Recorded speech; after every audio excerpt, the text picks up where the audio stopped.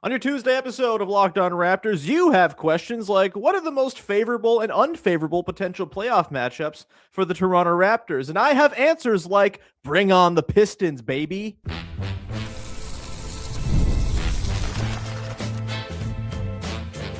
You are Locked On Raptors, your daily Toronto Raptors podcast, part of the Locked On Podcast Network, your team every day. Hey, what's going on? And welcome to another episode of Locked On Raptors, part of the Locked On Podcast Network, your team every day. It is Tuesday, February the 10th, and I'm your host, Sean Woodley. I've been covering the Raptors now for 12 seasons on various platforms. You can find all my work over on Blue Sky. You can find the show on Instagram. You can join us in the Locked On Raptors Discord server. As always, link in the description of the podcast. 100% free to join to become part of our listener community. And we're off and running here on a Tuesday mailbag edition of the podcast. The wonderful listeners of the show, the freaks in the Locked On Raptors Discord, have sent in questions, and I will have answers to those questions. We'll talk about how the rotation is going to shake out now that Trayce Jackson-Davis is here and Jakob Poeltl is presumably on the mend and about to return, perhaps as soon as tomorrow against the Pistons. We'll get into tanking, which I'm very glad the Toronto Raptors are not partaking in, although it does seem as though they were, in fact, pioneers in the new craft that is tanking on purpose down the stretch. We'll get into that coming up a little bit later on as well. But we'll start here with some playoff matchup adjacent questions. And man, do I miss these kinds of questions. This, time of year is all about looking ahead to the postseason and thinking about who you might play in the first round, who you want to see, who you don't want to see. And we've been deprived of this for the last few years. It's very nice to be thinking about these things once again. We got a couple of questions here that came in regarding this very topic. And we'll kick it off here with Cause, who asks, rank the three or more, if you want, teams you least want to face in the opening round of the NBA playoffs. I think three is probably a good number here just because you're looking at three likely first-round opponents, maybe a fourth if you think there's a pathway to a 4-5 between the Raptors and the Sixers. But the way things are shaking out, the Cavs are red hot. The Knicks are still very good and figured themselves out a little bit. The Celtics are seemingly just going to keep on doing this all season long. It does seem as though it's going to be one of those teams the Raptors take on in round one, whether the Raptors are 5, 4, 6, whatever. It seems like those will be the teams that you're looking through. And so if I'm trying to rank those as far as the ones I'd least like to see, it's maybe a bit counterintuitive because I do think Boston is the worst team of these three. But I also just don't want to see the stupid Boston Celtics in the playoffs. I'm sorry. I can't do it. I don't like watching them play. I think they play kind of a 3-point spammy style, and I'm not a particular fan of that, just as like a viewing experience. And they're very annoying. They're irritating. Their offense is unfathomably good considering what they've gone through injury-wise. And they just shoot so many stupid threes that they can win the variance game. Joe Mazzulla is like a psycho tactician. I don't want to suffer the indignity of losing to the Boston Celtics in the first round of the playoffs, even if they might be the worst of these three teams. I don't know. I don't love the matchup. And I'm just so irritated thinking about it because the Celtics bum me out as an enterprise. Also, we don't know if Jason Tatum will be back or not. I'm going to lean on the side of I still think Achilles take a year to recover. I'm not a doctor, but that just seems to be kind of standard practice. I don't think we're going to see Jason Tatum as much as they're making all this hoopla of him going to practice with the G League and all this stuff. Either way, if Jason Tatum's back, then they are easily the one I don't want to see the most. Now it's kind of like a soft number one, mostly based on principle and not actual basketball arguments. Number two, I would say the Knicks. They just got a lot of dudes and they're really good and their offense is just super high-powered, and super high-powered offenses have troubled the Raptors this season. And it's not just because the Raptors defense has some holes that very, very good offensive teams are maybe able to poke at, the point of attack defense, the guard defense, whatever. But it's also the fact that an offense as good as the Knicks keeps the Raptors from doing the thing they're best at, which is getting defensive rebounds and sprinting down the floor off of them. And that's a harder thing to do in the playoffs anyway. Transition defense is better, all that stuff. But I do think the Raptors still, like, their strength is going to come from turning stops into offense, and the Knicks just make it so you're kind of pulling the ball out of your basket way too often. They're just deep. OG Anunoby's a terror in the playoffs. Yeah, they're a team that I just kind of want no part of. Teams with like quick, fast, shooty guards are a tough one, and Jalen Brunson obviously one of the very best of those. And then number 3, and maybe this is again like this is a tough one. All these 3 teams are like pretty similar, but the Cavaliers I'd put as the third least preferred potential playoff matchup between these teams. Mostly because, like, you can trust James Harden's probably going to wet himself at least once or twice in a playoff series, so maybe that gives you an edge. Jarrett Allen has had his troubles in the postseason before and spoken about his troubles under the sort of big lights of the postseason before. That's also a team that does not have a whole lot in the way of wing defense. Yeah, Evan Mobley kind of plays nominally as a wing at times, but that is a team that is very guard heavy, that doesn't have a lot of wings to slow down Brandon Ingram or Scotty Barnes. And I think we've seen Scotty Barnes have some really elite performances against that team over the years. I think Ingram, that's a matchup where he could probably cook, unless you're going to throw Mobley on Ingram in space. Like, I think that opens up a lot of other ways for the Raptors to hurt you. And so I would say the Cavs are the next team on the list here. The most preferred of these 3 potential first round matchups, and probably the most likely. A 4-5 between the Cavs and the Raptors feels perhaps inevitable at this point. I know the Sixers are there lurking. They obviously are missing Paul George for a while here. I don't think that's a super deep team. We'll see how they hold up down the rest of the season. But those are the 3 teams I would say in order of least preferred to most preferred: Boston, then New York, then Cleveland. That brings me to another question about this very thing, and kind of in the similar tone and wordage. I don't know. Matt T asking, who are the most favorable or unfavorable playoff matchups for the Raptors? I just ran through the unfavorable ones. The 2 other teams in the top 6, and look, this first one, we probably won't see the Raptors take them on in the first round in all likelihood, barring disaster, and then falling them down to like the 8th seed and, kind of limping through the play-in tournament to make it out as the 8th seed. That seems like it's not going to happen here. The 8th seed feels like it's the Miami Heat's to hold on to for the rest of time until maybe the Charlotte Hornets pass them. But when it comes to the teams in the East, I'd be most okay looking at. Maybe this sounds crazy because of the number 1 seed and they're awesome, but I think it's the Detroit Pistons, and it's just because I think it's a better matchup for the Raptors to work around. The Raptors have had a lot of success against the teams that kind of have middling offense, very good defense. In fact, the Toronto Raptors have the number 2 offense in the NBA against top 10 defenses this season.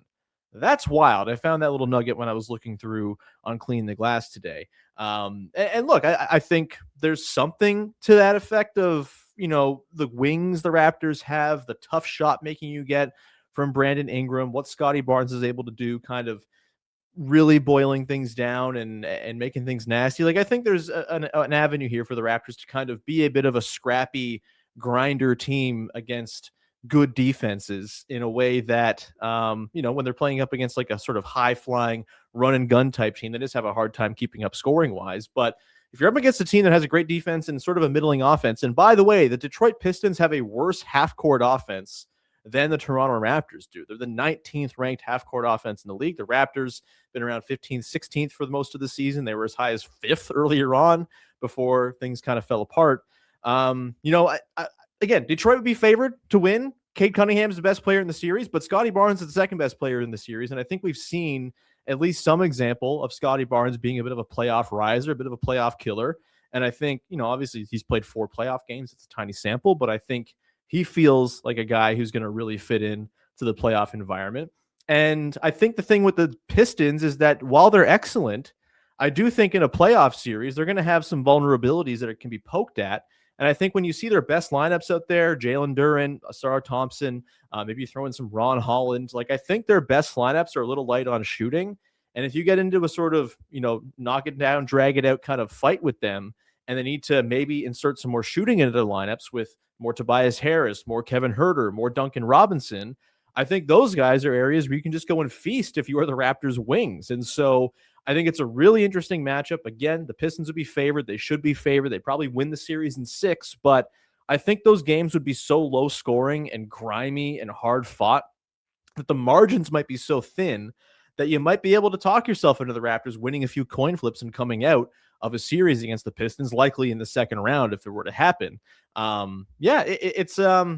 Again, it's crazy to say, oh, like the team that's incredible and is 38-13 is the one you'd want to play, but I think it actually is the team I'd be most interested in seeing the Raptors and sort of what they could do with that specific matchup. I think they have a lot of dudes you can throw on Cade Cunningham, Colin Murray-Boyles, Scotty Barnes. You can kind of use one of those dudes as your primary. You can switch the pick and roll with Jalen Duren and, have your, off-ball guys kind of, pinch in and help off your non-shooters that the Pistons roll out there. I think you can probably see a lot of trapping of Cade Cunningham. I think that would really test, it's always the big test for a creator in the playoffs, right? Is what happens when you see excessive pressure on the ball. Maybe the Pistons destroy you out of that. And Cade Cunningham's a very good passer, good playmaker. He's tall. He can see over the defense. He can pass over traps and all that. But I think it's quite a different thing when you get to the playoffs. And the other thing, too, about the Pistons is like they are the single best team in the league at doing the stuff that gets you regular season wins. They try extremely hard. They have a lot of dudes you can throw out there.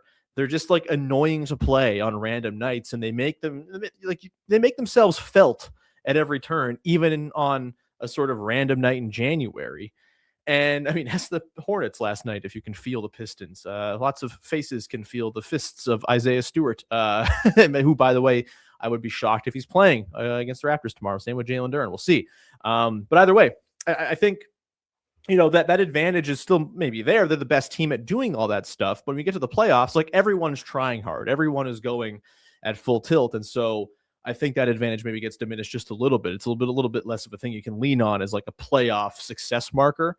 And their half-court offense is just not very good. 19th ranked half-court offense in the league. The Raptors have a better half-court offense over the season than the Pistons. I just think that's a matchup that, again, Pistons favored, but I think that's one where the Raptors could maybe make some hay and have a bit of a competitive, interesting series. And then the other one's the Sixers. Like, I doubt they play the Sixers unless it's a surprise 4-5. That team at full steam is very good. Joel Embiid, when he's cooking, is awesome. I also don't trust the Sixers at all to avoid owning themselves at some point in the playoffs because that's what they do. And I don't know if they have a lot of answers for Ingram and Barnes because they're pretty light on wing defenders. We'll see about Paul George. He's been good on defense this year, but can he stay healthy for a playoff run? Can Joel Embiid stay healthy for a playoff run? I think very real, serious questions for the Sixers. And beyond those guys, plus Maxine Edgecombe, that is not a particularly deep team. And I think the Raptors might be able to sort of outmaneuver, out-chess match, I think, in a series against them. But it's, the top six, I think, are pretty good teams. Like, and I don't think there's so much difference between any of these teams that there will be any sort of walkover series between any of these teams. Obviously, you work in the Magic or the Heat or the Hornets, and maybe there's some easier series in there. But I think as far as those top six, like I've said, it's a rock, paper, scissors match all season long. I kind of think that's the case. And I do think in the case of the Pistons in particular, the Raptors might be holding the rock to the scissors, at least in some of the games. Again, the Pistons are really good, and sometimes talent will take you by, and Cade Cunningham's the best player in the series, and you usually bet on the best player in the series. But I think it would be a really fun, interesting matchup where kind of similarly styled, similar profile teams that would just kind of wail on each other for 6-7 games. I think it'd be a lot of fun. We'll come back on the other side, get into some stuff regarding the current roster within the rest of the regular season. Trayce Jackson-Davis is here. Jakob Poeltl potentially returning. What does it mean for the rotation in the big man core and also just the full 1 through 11 or 12 rotation of the team? We'll get to that coming up in just 1 second. Today's show is brought to you by ZocDoc. Finding a doctor you actually like can feel like discovering a diamond in the rough. Sure, you want someone who's in network nearby and has availability, but you also want a doctor who listens and make you feel comfortable and explains things clearly and in plain English. And that is the kind of doctor that you can find with ZocDoc. ZocDoc is a free app and website that helps you find and book high-quality in-network doctors so you can find someone who you love without all of the hassle. We're talking about booking in-network appointments with more than 150,000 providers all across all 50 states, covering over 200 specialties from primary care and dentistry to dermatology and eye care. I've put off doctor's appointment in the past because it's just, easier to do that than actually go and take care of myself. But there really is a big sort of peace of mind knowing you have a doctor you can go to, talk to. Maybe you have a specific chronic thing you're dealing with. You want a specialist who specializes in that. You can find that with ZocDoc. Stop putting off those doctor's appointments and go to ZocDoc.com/LockedOnNBA to find and instantly book a doctor you love today. That's ZocDoc.com/LockedOnNBA, ZocDoc.com/LockedOnNBA. Thanks to ZocDoc for sponsoring this podcast. Today's show is also brought to you by Wayfair. And look, maybe you are in the midst of reimagining your space, We have currently, now with like an 8-month hold at home, or always looking to reimagine our space. How can we create more space for ourselves? What kind of storage options can we find for all the damn toys, all that stuff? And Wayfair is a place where you can go and make those purchases to make your space a little bit tidier, a little bit cleaner, a little bit more better suited to work for you, whatever your situation is. Wayfair is everything you need for a full home refresh, all in one place. Whether you're updating your living room, organizing your space, or upgrading your work from home setup, Wayfair's huge selection makes it easy to find exactly what works for your style and budget. It just makes it easy. Delivery is smooth. Everything arrives exactly as expected. It's lovely. Get organized, refreshed, and back on track this new year for way less. Head to wayfair.com right now to shop all things home. That's WAYFAIR.com. Wayfair, every style, every home. Back at it here on a mailbag edition of Locked On Raptors, digging into a handful of questions here now about the big man rotation and the rotation as a whole, now that the Raptors seem to be on the verge of once again achieving full health. Knock on all the pieces of wood. Before we get into these questions, just a quick reminder, you can check out the Locked On Raptors Everydayer Club. Link in the description of the podcast. $5 a month, $50 for the year gets you ad-free episodes of the show every single day. Plus, you get access to a Locked On Discord with listeners of Locked On shows from across the globe. It's a lot of fun. We'd love to see you over there. It's again, $5 a month, $50 for the year. It's not a whole lot. You get ad-free shows, no interruptions on the show every single day. Plus, if I'm doing bonus episodes, which I'm going to start doing a little bit here soon, you can also get those in the ad-free feed as well without having to change apps. You just go to the link in the description, sign on up, and it will take you through all the steps to set yourself up with your ad-free feed. Okay, let's jump in now to those rotation questions. This one comes from Wilcox1232 asking, is Trayce Jackson-Davis and a healthy Jakob Poeltl the best center rotation in the NBA?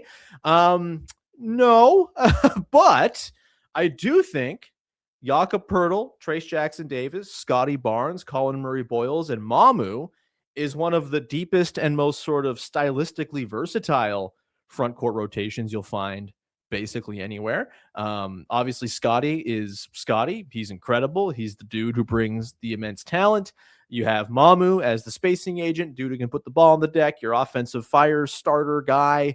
You've also got Colin Murray-Boyles, who's your switchy, plays above his size, incredible rebounder, can be your small ball five, and you don't feel like you're playing small at all type of guy. Jakob Poeltl, your traditional big man. Trayce Jackson-Davis, offensive rebounding specialist, floor runner, lane filler, all that stuff. It's just like a nice collection of dudes to have. Is Trayce Jackson-Davis going to play a ton with Jakob Poeltl healthy? Probably not, but it's nice to have options.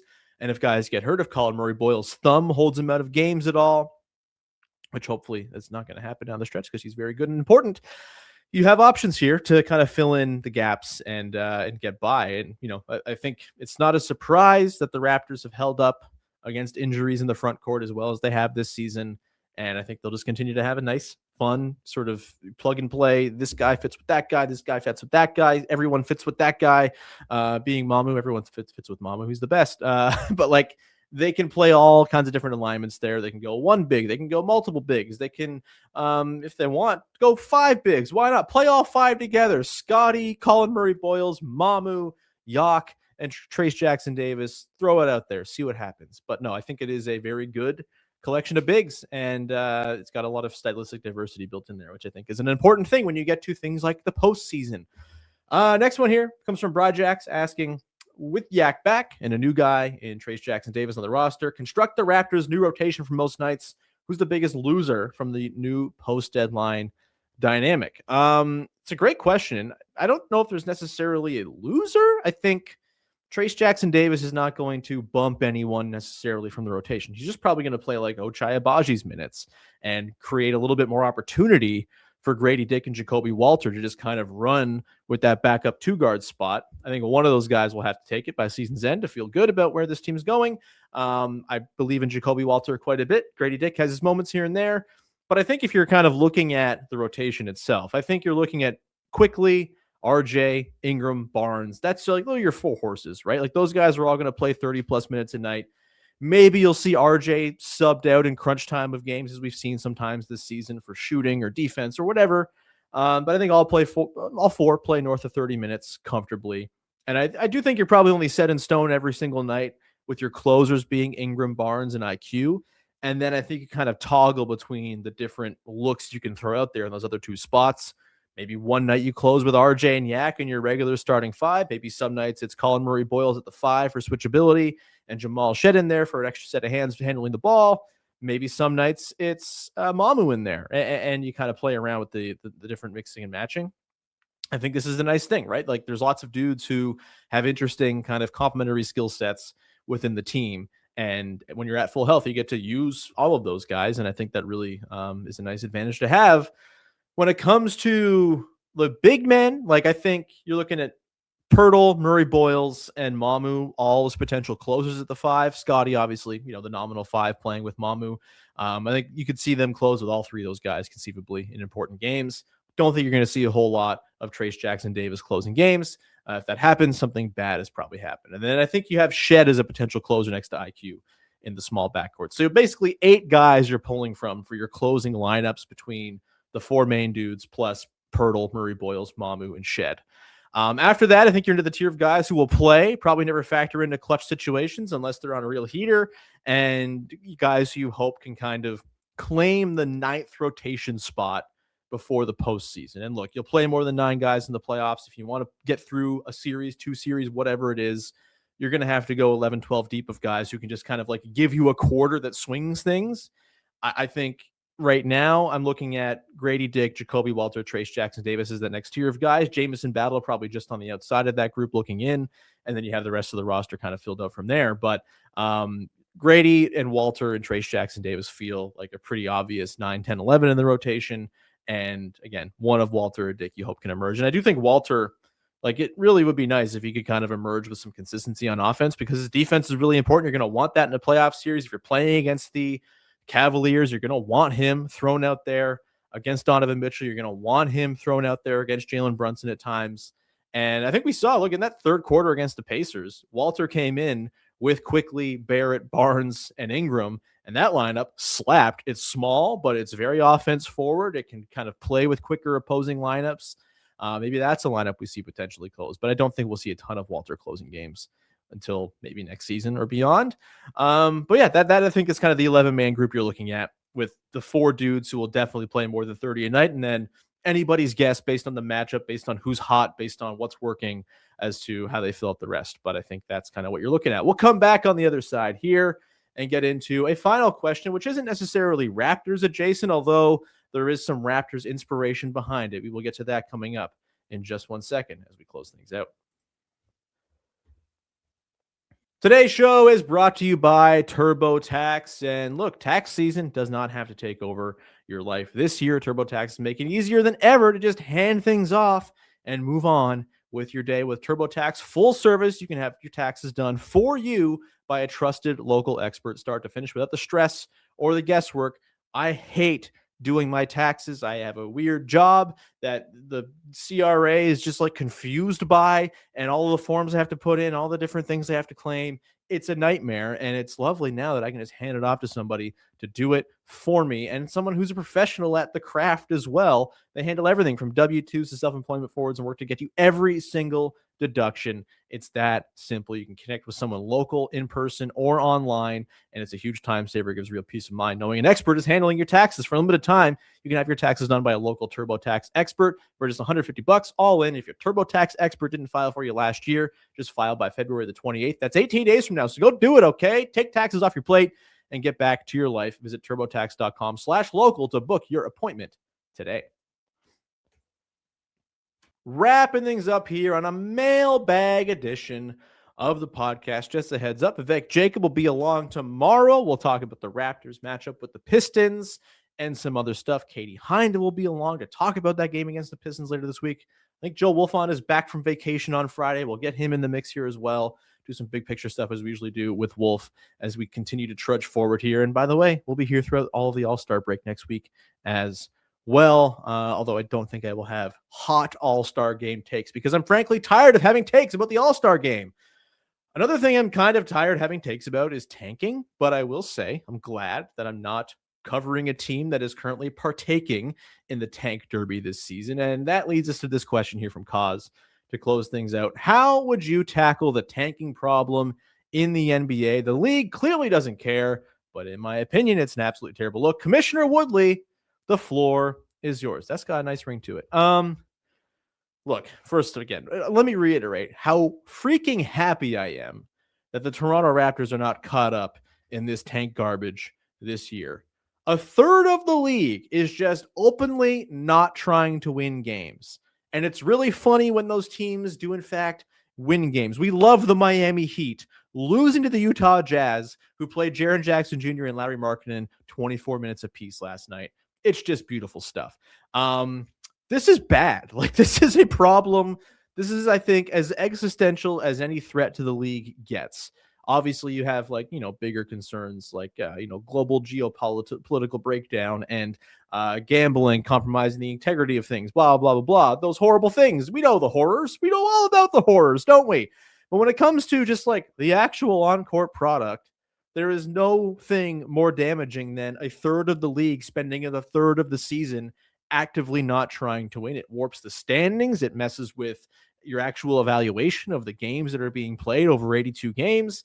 It's a nightmare. And I do think we have to give some credit where it's due to the Toronto Raptors, who last season were ahead of the curve in the art of taking your players out when you have a lead in the fourth quarter in an attempt to lose. Always innovating, these guys. The Raptors, they're ahead of the curve. They're ahead of where the league's going. It's a shame that everyone copycatted them, and that's just like what we see from all the bad teams this year. But hey, credit where it's due. Look, it's hard to actually fix without fundamentally altering the shape of the league in a way that I think owners and fans are frankly just too scared to ever do. No one's ever going to greenlight relegation. That's the actual way to do it, but that's not going to happen. It's not realistic. It's not feasible. The owners would never go for it. The league is built to not have relegation, and you can't just change that without completely altering sort of what the owners have bought into here. And we have to please the owners, of course. They are the most special boys. When it comes to like actually fixing tanking within the construct of the way the league is set up with no regular relegation, there is one fix that everyone, again, is too afraid to even contemplate, even though I think it's pretty obviously the way to do it, which is just abolish the draft. And moving to more of like an open free agency market for incoming rookies to the league. You'd have all the sort of eligibility rules. You got to come in at a certain age, blah, blah, blah. But instead of a draft, you have an open free agent market. And I can already hear the first response is, but Sean, all the players will sign with LA and Miami and New York. It will be imbalanced. First of all, this is, I think, a pretty unimaginative look at a world where you've abolished the draft. I think it's pretty simplistic and reductive. I also think, maybe those cities hold a tiebreaker when it comes down to like bidding wars for potential free agents, but that's already the case with established players. Like, we're not changing anything about the way the league currently operates as far as the big markets having an advantage built in. That would still exist. But I do think the real reason that I think this would actually kind of work, and the reason that I wouldn't fear all of the same markets loading up on all the same incoming top prospects, it's scarcity of roster spots. There's only 400 of them. Scarcity of minutes, scarcity of opportunity, scarcity of money to actually throw around in free agency, scarcity of money to earn if you're a player.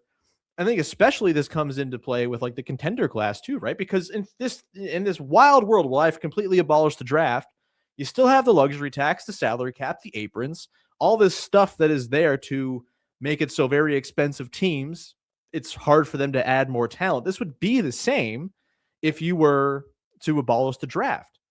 I think you probably look, for me, at like the way I would do it is you have some sort of like pool of money each year that teams are allowed to allocate towards incoming rookie free agents.